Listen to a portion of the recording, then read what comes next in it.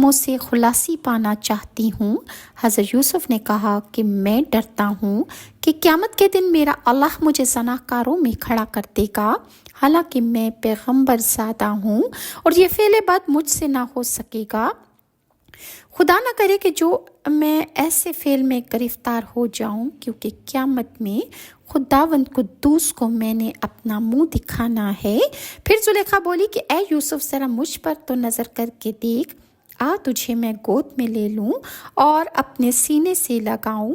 اور حضرت یوسف علیہ السلام نے کہا کہ مصور کی طرف دیکھ، یہ بال تیرے خاک میں مل جائیں گی، یہ چہرہ تیرا خاک میں مل جائے گا۔